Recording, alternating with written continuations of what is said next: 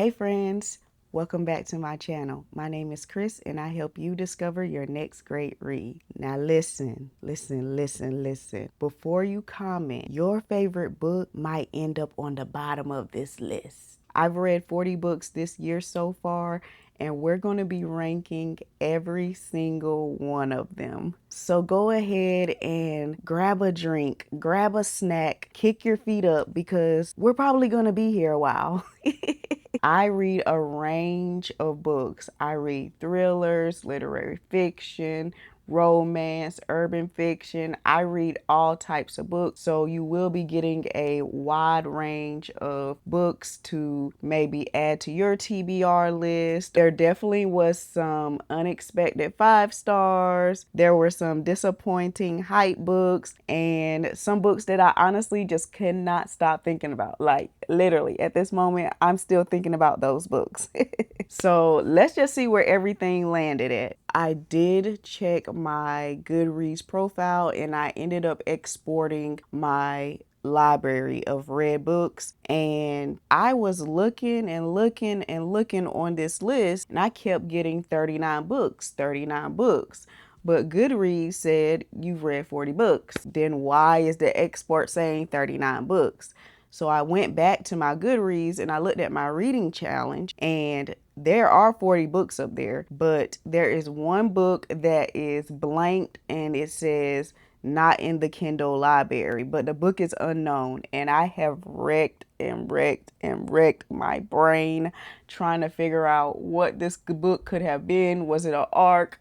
Was it a book that got deleted off of the Goodreads platform? I literally do not know. That really does mess with my ADHD brain, y'all. I am stuck. So number 40 was an easy one. It's the unknown book that's in my Goodreads number that I have no idea what it is or where it came from. I hope eventually my brain will reveal that book to me, but for now, we don't know.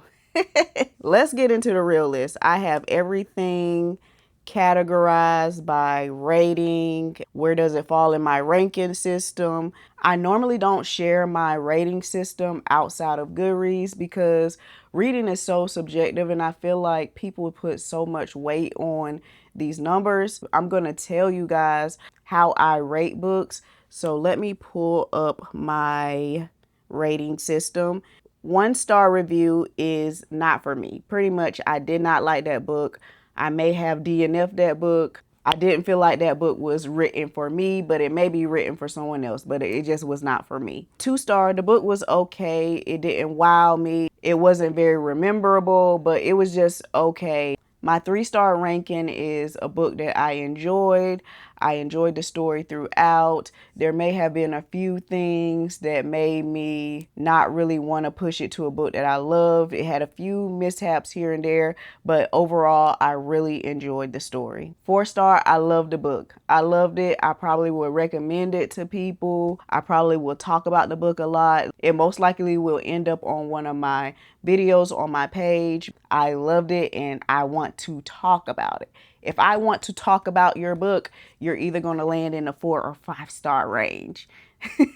5 star, I'm completely obsessed with your book. I cannot stop talking about your book. I'm recommending this book to people on the street that probably never even read before, but you need to go and pick up this book because it's that freaking good. These books are in multiple videos on my page, and I continually recommend them and tell you to go pick up that book immediately. I think I am going to include my rating on each of these books. So just so you know, that's how my ratings go. Clap for Chris, because your girl be rhyming. Like I told my husband I need to be an ad-lib person or something in the music industry. Like sometimes it just be coming out and I be like, you got it, girl. 10 minutes in and have only talked about one book that we don't even know what it was. Let's really get into this. Number 39 on my list. Please keep your pitchforks down with this one, okay? Heated Rivalry by Rachel Reed. Listen, I need y'all to settle down. Settle down, settle down. The reason I picked up this book is because I kept seeing a lot of people talk about the show Heated Rivalry and how there was also a book out for the show. And of course, I had to read the book first. So I ended up picking up the book, and to say I was disappointed is the least of what I can say. I just really feel like in this story, the spice overtook the plot. I just feel like we were constantly in a scene of spice and not really getting to know those characters. And I just had a very hard time getting through the story, a very hard time seeing what everybody saw in the story, because I just feel like we were doing nothing but having a lot of bang, bang, bang, bang, bang. You know what I'm saying? Which, hey, I love spice. I do. But at what point are we going to start getting into the premise of the book? Because the premise is so good. Literally, two hockey players on rival teams actually like each other, but out in the world they put on this I hate you. You see what I'm saying? So the plot was there, but it was just giving me nothing. I'm sorry, y'all. We started off strong, so I just want y'all to know I love y'all. Do not come for me. I'm sorry. So our next book is Thirst Trap by I'm not sure how to pronounce the name. I think it's Granay O'Hare. I'm sorry. I'm so sorry. This is a British author, I believe. And I picked this book up because the cover was so interesting and intriguing. I felt like the cover was super dope.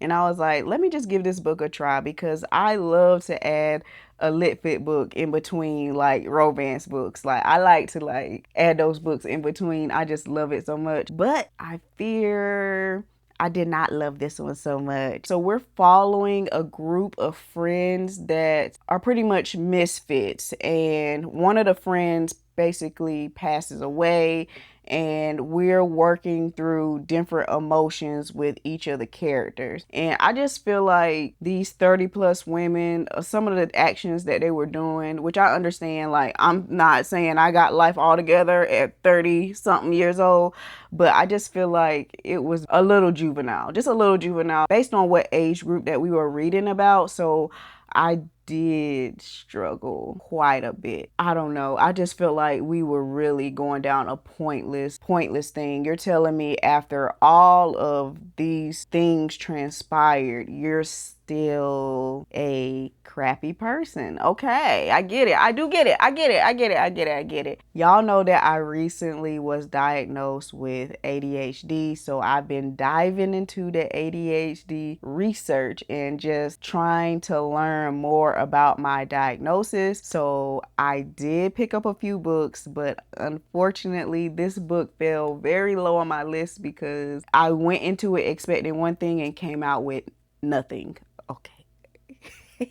Reel it in, reel it in. So the name of the book is ADHD is Awesome, A Guide to Mostly Thriving with ADHD by Penn Holderness. Just based off the title alone, it made it feel like ADHD wasn't this horrible diagnosis, and it made it feel welcoming, like it made it feel powerful. It made it feel, like it's not something that will hold you back with life. So that's why I picked it up. And for the most part, the book explained that that's what ADHD was. It was like giving ADHD is your superpower, so it definitely had a lot of positives around ADHD. Now, this was written by Penn and his wife, and the book pretty much started out fun. I listened to the audiobook, and it was basically Penn and his wife going back and forth. Now, a lot of the times they were going off script. They weren't reading from the book, so that kind of distracted me a little bit because I do have ADHD, and I'm like, okay, y'all are not reading from the book. I understand they were trying to show us like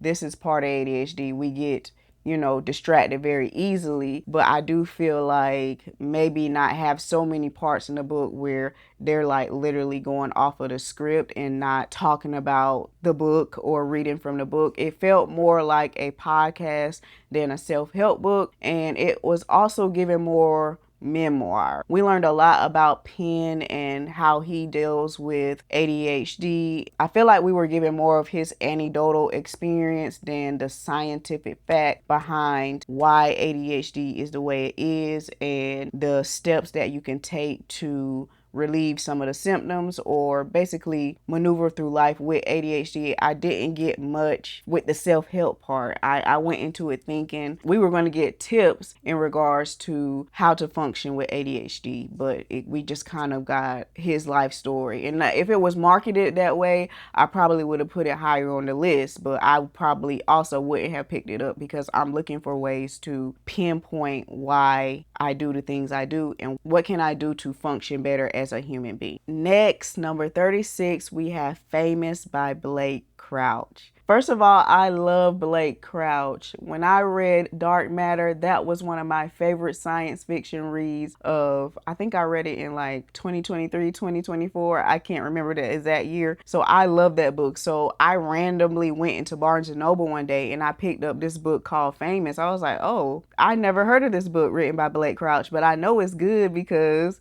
Blake Crouch wrote it. When I tell you he was being so unserious in this book was so freaking unserious. So we're following this guy who wants to be famous and he ends up taking over this other guy's life that was famous as well. So the thing is, they're like doppelgangers. Like they look so much alike and he gets mistaken for this famous person all the time. So he ends up taking over this guy's life, and I won't get into the nitty-gritty of all of the details. I couldn't even like take any part of this book seriously. I'm sorry.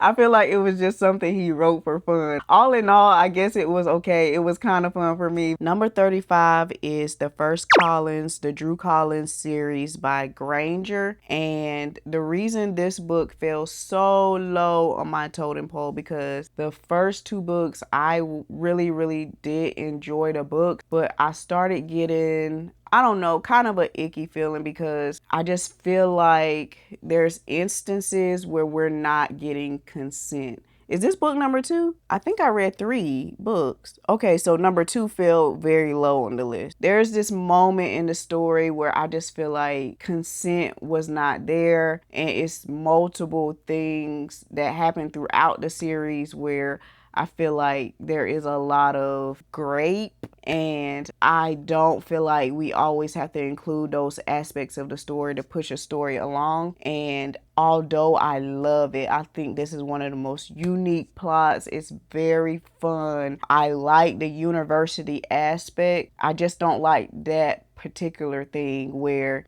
I feel like the women of the story are constantly getting violated. And that's probably just a me thing, but I did find it a little bit triggering. So that's why the second book ended up so low, because I feel like book number 2, it was heavily around that sort of theme. Number 34 is Mayhem Immortal by Shanora Williams. It's not that the book was terrible, because it wasn't terrible. It was just okay to me. I was expecting more. When it comes to fantasy and these fantastical worlds, I just expect a lot of world building and a lot of different themes and explanations to why things are happening. I just feel like it was very focused on the romance and not on the world, if that makes sense. And I wanted both. I do love Shanora Williams. I've read several of her books. This one just didn't land for me. But overall, it was definitely a cute, cozy, low stakes fantasy. Number 33, That Time I Got Drunk and Saved a Demon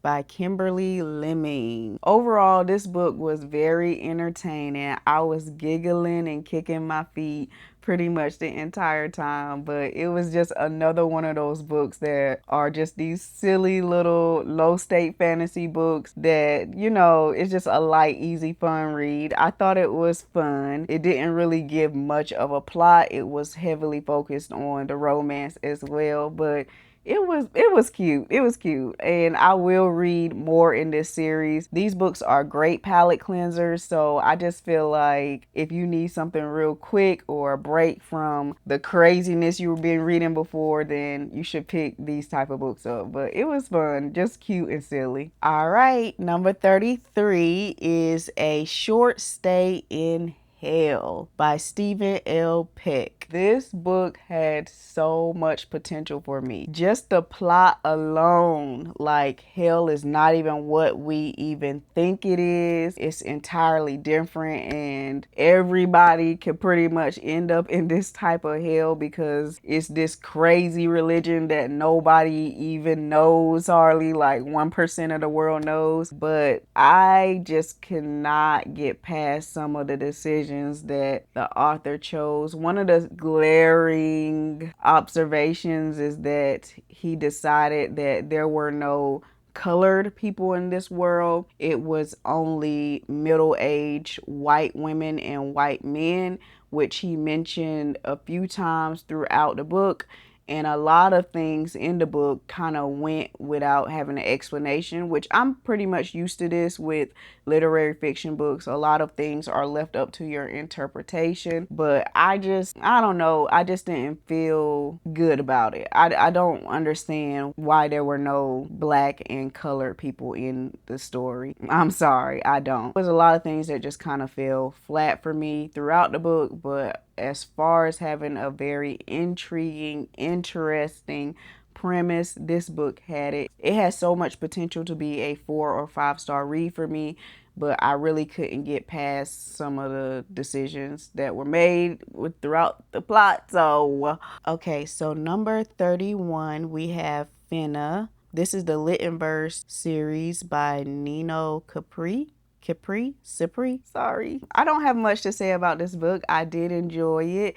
It is a sci-fi book. It's very short. I think it was less than 200 pages. We are following this character that works in this store. The store is basically like a wormhole, and it's like a cut in the universe to different universes. I hope y'all get what I'm saying. Basically, this store is a pathway to different universes. So we're following characters that go into these other universes. And I'm going to leave it at that. It was a cute, fun read. Number 30 is When the Wolf Loves the Moon. And this is the Drew Collins University book number 3 by Granger. Again, I had some of the same issues with this book that I had in book 2. So we're not going to get into it too much more. And I think I did end up putting down the series after this book just to take a break. But I do plan on finishing it because I love this world. I love the friendship that all of the characters have. It reminds me so much of my college days, so that's why I want to finish it, and hopefully my thoughts overall will change when I finish the series. But yeah, anyways, number 29 is Daggermouth, the Heart series by H.M. Wolf. Listen, this was such a wild, crazy ride. This was definitely one of the most gruesome books I've ever read. It was very, very descriptive when it came to the gruesome aspects. I was literally like in my throat. You could feel it in my throat. Overall, I did enjoy the story, but I wanted more from the world. I don't really know what this world is. It was very similar to the Hunger Games as far as different districts. Every district had its own thing going on as far as what they produce for the elite, but we didn't really get into the nitty-gritty of those districts, how they operated, how we got here, why that man go on the platform every morning, why y'all wearing masks every day, drinking, eating, smoking in a mask. I just can't. And I need more explanation. I think it was a great start to her introduction to dystopian worlds, and I can't wait to see what comes next. We are at number 28. We have Whispers of the Lake by Shanora Williams. I did really enjoy this thriller by Shanora Williams. Now, one thing about Shanora, she can write her a thriller, and you're gonna get plot twist after plot twist after plot twist. This story is about a character who's looking for her ex-best friend. The ex-best friend did something really, really dirty to her, and she still puts that behind her and goes to try to find her. And what it turns out to be is crazy. If you're looking for something quick, fast, keep you on your toes, then pick up Whispers on the Lake. So the next 3 spots is a series, so we're going to go over the series in totality, but this is spot 27, 26, and 25, and we have The Beauty of This Street Love, book 1 through 3. This has been on my list for a while. I think at least a year or two. I had this on my list to read, and I love Elle Kaysen because Demon Dream, that was a wild ride, and this doesn't change for this series right here because those Kinsey boys, very unhinged, very out of pocket, very crazy, but a good time, y'all, a good crazy time. I just love me a good old messy book. I really do. And this series is full of mess, full of, you know, shoot 'em up, bang bang, like that's my lady, back up, who touched her, who hurt you.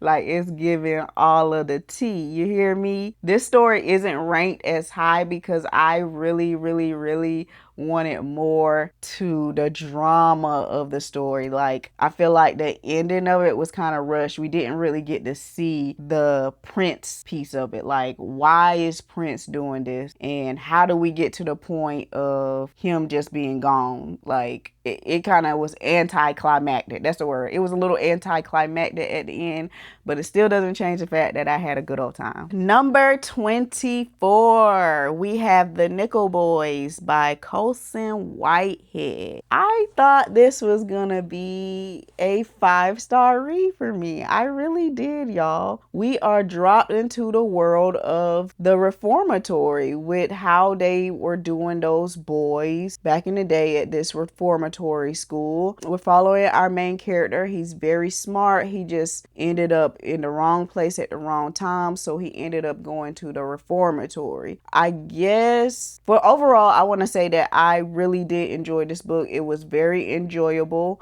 The reason that this one is not as high on my list is because I felt like it was more telling than showing. And I know that's kind of ironic with a book because a book is basically telling a story, but I just feel like we didn't really get into that world of what was happening to the boys. Like, I wanted more scenes of what was happening at the school. It was very surface level. We got some things, like some things that were happening, but we didn't get into the nitty gritty of how we ended up here. You know what I'm saying? So it was just more telling because we're getting told this story from one of the main characters. Overall, it was a very enjoyable story. I'm definitely going to be reading The Reformatory next because I feel like that book also kind of touches on the details of what was happening in these reformatory schools, and I just have to know more because this is wild. Next up, we have the Delgado Boys. We finally got to Capadonna. So we read Capadonna. Y'all know how Jaquel had to do her numbering, but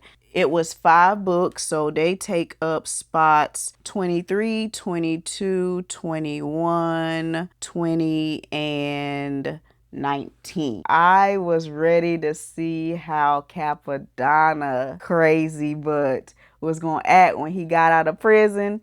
And he did not disappoint. He did not disappoint at all. Like, he's even crazier than Capone. I see why they call him the crazy twin. I really do. It's something about Jaquel's writing that is just so addictive. Like, if you pick up one of her books, you're not going to be able to put the book down until you get to the end of the series. First of all, it's the way she ends the book. Every book ends on a freaking cliffhanger and you just have to pick up the next one. Like, it's no stop until you get to the end of the series. So that's exactly what I did with Capadonna and Capone. Like, I be eating these books up in a couple of days, and by the time I know it, I'm at the end of that series. I cannot wait to get into Caprice's books next because they said Caprice's story is crazy. Overall, I enjoyed Capadonna's book. I just love this family so much. They're giving the Black Mafia, like, I love them down. Can't believe we're already on book 18. Like, I'm flying through this list. I hope I'm giving y'all what y'all need from these reviews, but your girl doesn't have that much time in her day. Okay, so number 18, we have Hookshot, and this is the Hoop series by Kennedy Ryan. I have been putting this book off for years now. I read Longshot and Blockshot literally 2 years ago. Recently, our book club picked to read Longshot, and I'm like, okay, after I read Longshot, I'm gonna go ahead and read Hookshot because that book will complete the series. Like, I don't know why I waited so long. It was so good. One thing about Kennedy Ryan, she just knows how to pull on those heartstrings, make you feel all these different emotions, and you're gonna get your happy ending by the end of the book. But it's gonna take, it's gonna take some trials and tribulations to get there. Longshot is still my favorite book of the series, but I loved Hookshot. It's giving Black love. I just love Keenan so much. He just seems like this big teddy bear. Keenan and Lotus are just so cute. The only thing I would say about the Hoop series is that we don't get that much background on our main character. So that's why I feel like I didn't rate it as high as my other Kennedy Ryan books because I wanted to know more about Lotus and Iris's mothers. I really did. We need a book on them moms because they just seem like hell, like the bottom of the barrel type mom. Like, you're the scum of the earth. You really are. So I just feel like I wanted so much more from that, but Kennedy Ryan books hit every time. They hit every time. Like, I don't think I've rated anything of hers below a 4-star. So yeah, so that still tells you that the book is good. Okay.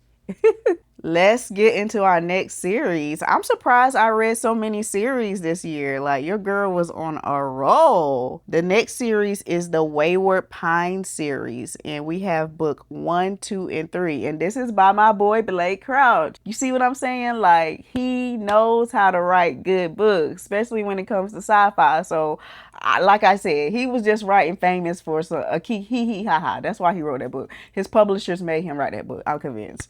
Anyway, so the Wayward Pine series takes spots 17, 16, and 15. This was a wild, unhinged ride. I was so shooketh by the entire plot. Can you imagine waking up in this world and you don't know who the F you are and how you got there? And when I tell you, like, at first I was just very confused. Even after book 1, I was still like so confused, but I couldn't put this series down because I had to figure out what was going on. And one thing Blake gonna do is pop out on you and say, hey, we here now. We here now. This is what was happening. And now we here. I was shooketh. This is such a good series. And this also has a show coming out. Not coming out. The show is already out, but I haven't been able to watch it yet because if I have to choose between reading books and watching shows, I'm going to read the book. But OMG, y'all, this is such a good sci-fi series. The books, again, are very short. I think each book is under 200 pages or around 200 pages. So it's pretty quick to get through. And I highly recommend that you pick up this series. Like, you're not going to regret it. It's kind of spooky. It's kind of creepy. It has that thriller aspect to it. But the plot is plotting because you don't see it coming till you see it coming. And I'm like, what is happening? Anyways, that's how you're going to be the entire series until you get to book 3. And then you're going to be like, wow, fantastic job, Blake. Number 14, we have ADHD for Smart A Women, How to Fall in Love with Your Neurodivergent Brain by Tracy Otsuka. Listen, I had a much better experience with this ADHD book because it gave me tips for success. I'm actually using a lot of tips from her book and I already see so much change in my behaviors. Like, she gave a lot of different tips. Yes, I know people were complaining that she was promoting her podcast and her group, whatever. So was the other book as well. Like, I think that just comes with these self-help books. Like, it comes with a little bit of self-promotion, and I could just tell that someone with ADHD wrote this book, both books really. So I think it's just part of our personality types, and we're just a little bit misunderstood. But anyways, I really enjoyed this book. As a person who recently got diagnosed, this book is going to give you a foundation of what is ADHD, what are the different types of ADHD. Here is how you can maneuver your life with ADHD, whether you're on medication, whether you're choosing to take the non-medication route. These are the tips that you can use to be a better human in the future, because that's all I'm trying to be, is a better human and take care of my family. And that's what she gave. I'm still looking for more, I would say, periodical scientificness type of book, but I haven't found that yet. I'm just trying to learn as much as I can about my diagnosis, and I feel like the more I know, the more I'm going to be able to come to terms with there was nothing wrong with me. I just have a different brain. Number 13, The Push by Ashley Audrain. What a mind. Do you hear me? I was literally on the edge of my seat reading this book. I went into this book thinking it was literary fiction. I didn't know it was a thriller. I had no idea. That's why I need to start reading synopsises. And the way it starts, you are just thinking that you're reading from a perspective of a woman with PPD, because relatable. It was just so relatable. I didn't have PPD, but I understand the pressures that come with being a first-time mom.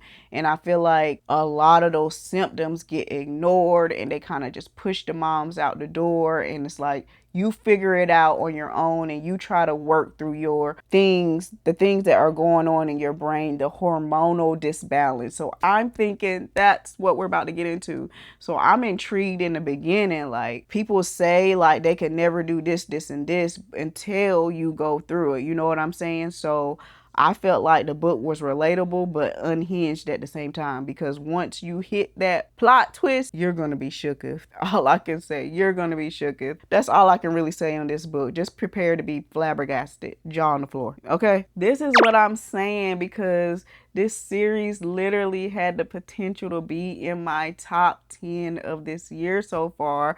But number 12 is The Secret World of Maggie Gray, the Drew Collins series by Granger. The first book was amazing. We're dropped into this world with all Black fantasy cast and all of these amazing magical beings. They're all Black, and you have our 5 main characters. They're all girls, college age. They go to this university, and they're going through life trying to figure out themselves, because they just realized that they are magical beings. We have this hidden university for Black mystical creatures. It's amazing. The series is amazing. It has so much potential. That's why I can't let it go. I can't let it go, because even though the other 2 books are a little bit lower on my list, I still love this series. I love the plot. I think it's so unique. The setting is so reminiscent of the real college life, but add a little bit of mystical, magical behind it. It creates this genius premise, and I feel like she doesn't need to include those things in the story, or not so heavily in the story, to prove her point that this is a great series. And maybe I'm just overthinking it, or maybe because of my past, I'm too triggered by it, but I just think it just doesn't need to be so heavily in the story.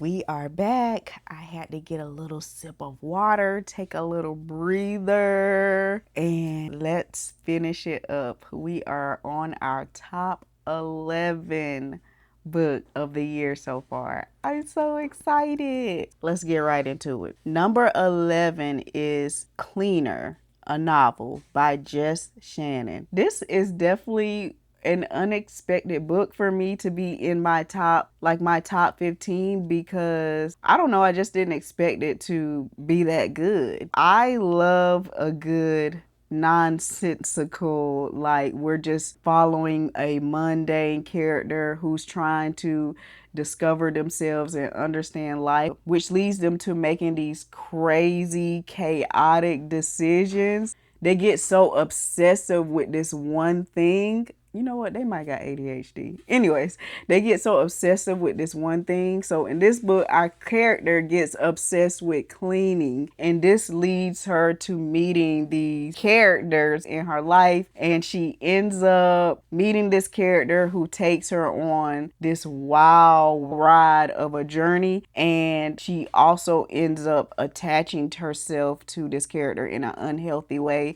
Anyways, I can't go into it too much. I don't want to give away the plot, if it even was a plot. It's just one of those, I would say it's like a stream of thoughts. Like this book had no chapters, no separations, no nothing. You just read. You just kept reading. It was no stopping points in the book where you could stop. So I did read this book in one sitting. And if you know me, it's to know me. When I get hyper focused on something, I can finish something in one sitting. These type of books are great for people with ADHD brains because you just can get hyper focused in. You know you can't stop. By the time you come back, you're not going to know what was going on. Anyways, it's a very short book. I think it was less than 200 pages, but it turned out to be wilder than I thought, and I really loved it. I did. We made it to the top 10. Top 10. Hey, these are my top 10 books so far in the year of 2026. Let's get into it. Number 10, Losing Control by Lady Nisha. This book, hands down, is the funniest book I ever read in my life. Like, when I tell you, the beginning is not funny. The beginning, I was like, oh my God, this is so freaking traumatizing. This is insane. Like, it starts off with a bang. I'll tell you that. But as you get into the story, Caesar, he's my favorite character. He is my favorite character. I love that man because he's so freaking funny. A literal comedian. And you know what that means? Miss Lady Nisha has to be a comedian. The way she wrote this man, like it's no other option for her to be anything other than a comedian on the side. Like this book was funny. Like if you're just looking for a good old fun time with a great romance plot as well, I recommend picking this one up. Like you should just add this to your list anyways because everybody deserves a good kiki ha ha laugh. Like we need to laugh more. Don't y'all understand? We need to laugh more.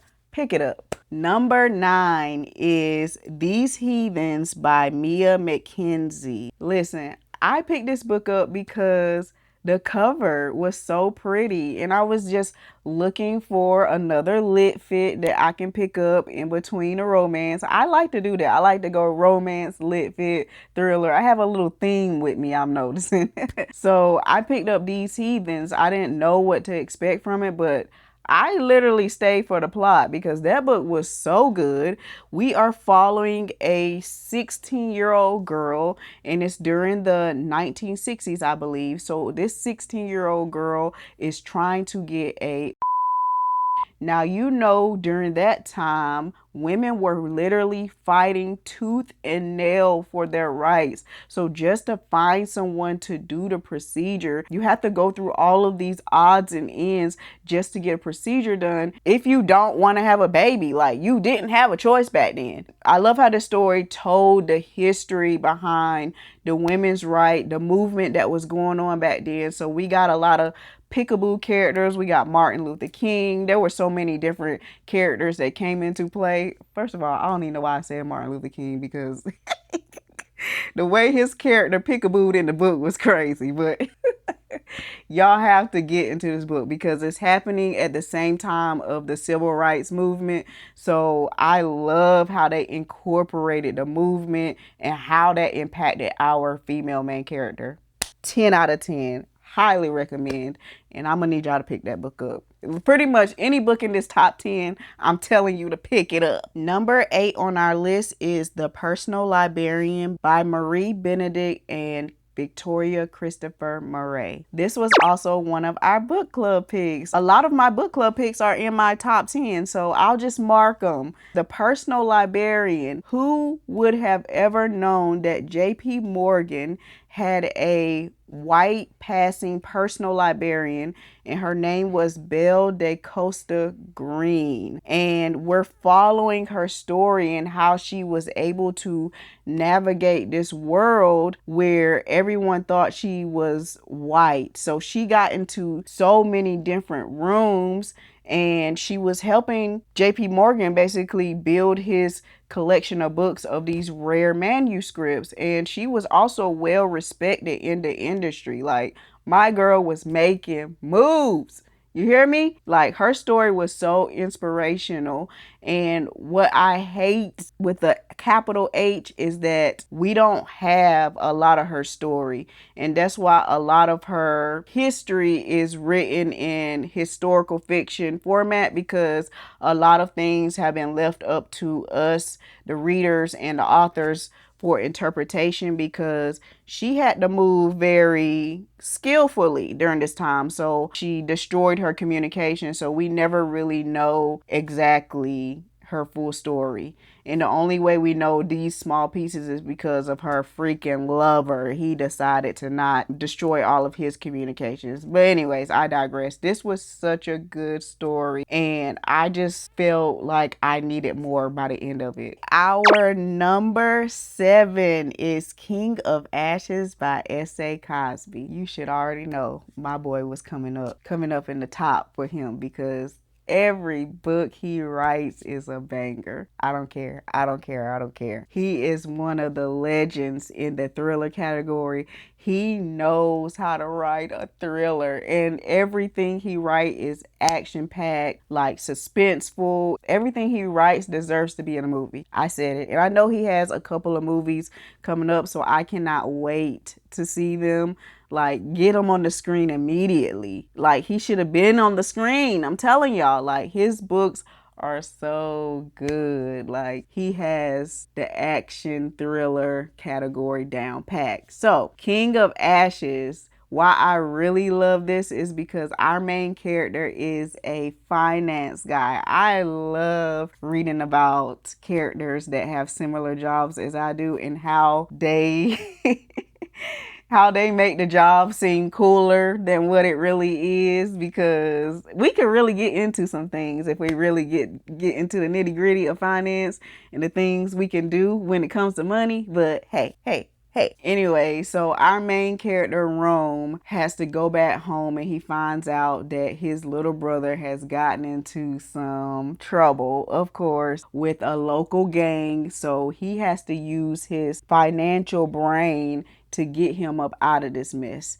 Now, as the story continues, you are going to learn how layered these characters really are. And that's why I really love S.A. Cosby, because he doesn't write black men as these hard, rough type of characters that you would expect. He adds different layers to the characters, especially when it comes to black men. He doesn't just make them a stereotype. They have all these different facades about them, and that's why I think he's a genius. And he knows exactly what he's doing in this world.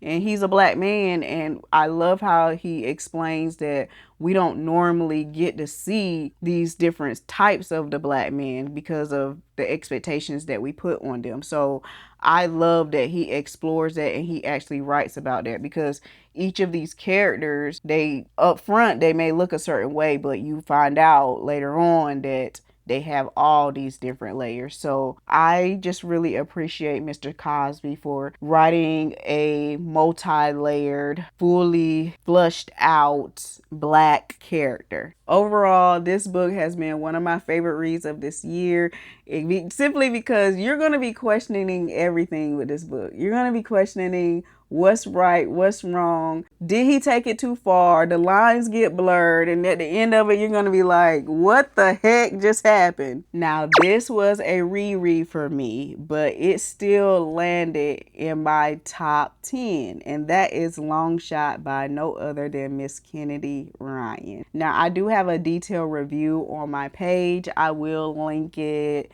somewhere, so I'm not gonna spend too long on this, but Miss Kennedy ate down with this story. If you're looking for romance with depth, I just say pick up any of Miss Kennedy's book, but this book in particular is gonna be definitely one of the most detailed when it comes to this type of triggering topic. So if you don't want to read anything about that, you probably don't want to pick this book up. But for me, it gave everything. You literally are following these two characters through an expansion of their life. And that's another thing. Like, we got a flushed out character. We know the beginning all the way to the end. And that's what I need more from these books. I need to know why these characters are the way they are. And this is one of them books that gives you everything. You have all the background on the character leading all the way to their high point of their tragedy, all the way to the tragedy should not be the high point. The low point of their tragedy, building themselves up back to the high point where they're healed and ready for love. So if you haven't read any of Miss Kennedy's books, honestly, I feel like Long Shot is a great start to her catalog. You like a little romance with some real life stuff going on, it's gonna give you real life. It might give you a little bit of trauma, but who cares about that? You know what I'm saying? Just pick it up. We are in our top 5, y'all. We made it to our top 5. I can't believe I've been sitting here this long and I got through it. Let's take a little break. One more break, okay? I'll be right back. And we're back. I hope you enjoyed your break. I hope you've been taking a pause, going to get some lunch, doing what you got to do, but still sticking with your girl, because this is the list that you want to stick around for. We've made it to our top 5, so let's go ahead and get into it. Number 5 is Beloved by Toni Morrison. And I cannot tell you how long I was mispronouncing Beloved as Beloved. This book, oh my gosh. First of all, this was our very first book club pick. So we started the year off with a bang because the group decided to read Beloved. So it definitely was a harder read because we are during the times of enslavement and we're following these different characters and their experiences with slavery. And I guess the biggest thing that we pull from this story is that we don't want to talk about that past. A lot of the characters at the time, they had gotten past it. You know, they were in a space where they were trying to move on with life. And I think that that's what happens in today's time. We've tried to move on with life. And I think Toni was trying to show us that, yes, move on with life, but don't forget that this is our history and this is what actually happened during those times. Like, it wasn't pretty, and we should just show a little bit more appreciation to what our ancestors had to go through to experience the freedoms that we have now. The fight is still fighting, though. I really appreciated the story. It was a hard story, and it also was another story that was a stream of consciousness. We had no chapters. It was just straight words on the page, and you have to read it through. And the thing about Toni Morrison is that you do need to take breaks and really analyze what she is writing, because she doesn't write flat out. She writes in a lot of metaphors and analogies. I did find myself trying to process what she had written. Like, I literally had to focus in and lock in because I didn't want to miss any aspect of the story, because I know Toni Morrison is a literary genius, and she never is going to just give something straight out on the page. Was it an enjoyable story? No, it was not enjoyable. I don't know if I would ever pick that book back up again. It was almost traumatizing. It was so many points in the story where I had to take a mental break because it's hard. It was hard. It was hard. It was hard to read, but I feel like it's one of those books that you need to read. I feel like everyone should be required to read. It is a banned book, so it's not allowed to be read in schools anymore. But I mean, that makes sense because they want to eliminate the truth of what happened. Like, it's the truth. That's why they don't want it to be available. No matter how hard it is, or, you know, how rough they may feel that it is for a reader, and they don't feel like a child mind should know, or somebody should know. I think that we must continue to carry this book on with us. Yeah. This is another one where I said that I was going to watch the movie, but I haven't watched the movie yet. I think overall, like, I was just so, wow, like, not traumatized, but like, I had a lot of mental load after I read that book. I just couldn't get to the movie, but I'm going to get to some of the movies on this list eventually. It was a fantastic book, and I feel like it should be required by everyone to just add this to your list. Take it by bits and pieces if you have to, but read it immediately. Thank you. This is another unexpected book that I literally read last week, I believe. And it just shot to the top of my list because it was an immediate 5-star. We have Assembly by Natasha Brown. And this is I hope I'm saying this right, a British book. It was written in the perspective of a British Black female main character. And I'm just gonna say it was given similarities to over here as a Black American woman. Our main character basically works in finance. She is very successful in the finance world, but she explains her experience as a successful Black woman in that space, and her being the only Black woman in that space that had made it to that high in her career field. And she just talks about her internal battle of what she had to go through to stay in that job, keep her job, how she has to move and navigate in that world. And she's also in a relationship with a very wealthy white man who he doesn't work, and he sees the world so differently because he's been taken care of all of his life, and she's kind of navigating that world too because she eventually has to go. If she takes it to the next level with this man, then she has to be in his world too, which this is wealthy. She's well off, and then she's dealing with, it's like trying to collide their two worlds together. And she sees all of these things on how she has to internalize all of the comments they make. It was just triggering. Anyways, I feel like I'm talking in circles about this, but it was a surprising 5-star read for me, and because I just recently read it and it was really short. Like, I've been reading a lot of short books apparently. But they're good books, okay? Good short ones. Number 3 and number 2, we have the Hollywood Renaissance series by Kennedy Ryan, and that is Real and Score. As you know, she recently came out with Score, and it has taken on the romance world by a storm. Like, I see it everywhere now. It's celebrities reading her book. I'm so happy for Kennedy, but it just really speaks to who she is as a writer. Like, 10 out of 10. Like, the lady knows how to write a romance.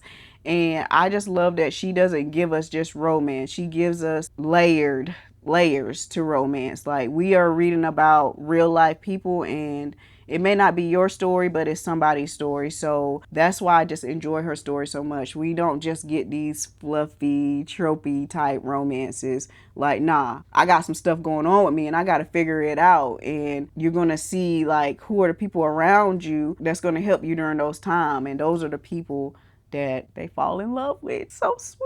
And one of the Kennedy lines I might have to put on the screen, even though her stories have a lot of hard aspects to it, she will always give us healing in the end. That's why she cares about the readers. She cares about us. Score and Real have definitely moved to one of my favorite romance series. Y'all know Skyland is my favorite romance series because the friendship between those 3 women, like, are unmatched. The city of Skyland, unmatched. I love that. I want to move there, whatever. But Real and Score is there. It's right up there with it. It definitely has taken the crown as one of my favorite romance series this year. I just loved how Kennedy gave creators and artists their flowers, and we get to see their perspective as creators in motion in these worlds. And I love how she also intertwined the Harlem Renaissance period, where it wasn't as easy to be a woman and be a creator. You had to do things that you didn't want to do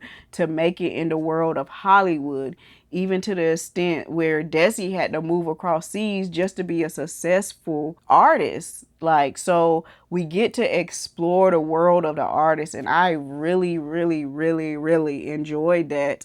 And I haven't read any series like that yet. I also love how Kennedy dived into these different topics when it came to characters. We have lupus representation, we have mental health representation, and you're not just going to get these whimsical one-layered characters. Like, no, I'm whimsical, but I also have these other things that I'm dealing with, that I'm trying to navigate, and we get to really know the characters and what that could be like for a real person. Because like I said, these are real stories. They may not be our stories, but it's somebody's stories that are currently living with these type of things, and they're trying to navigate life with them. And I just love that Kennedy gave them a story.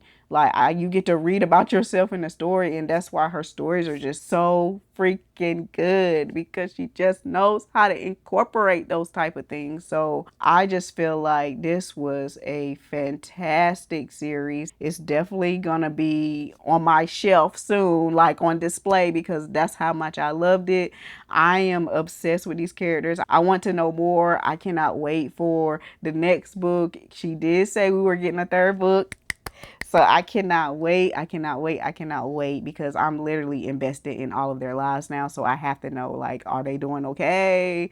Like, can we get an update? I love her writing so much, and she just deserves all of the flowers that she received. This was a very hard choice between the Harlem Renaissance series and this book, but I went back and forth, like, what book really impacted me so far this year?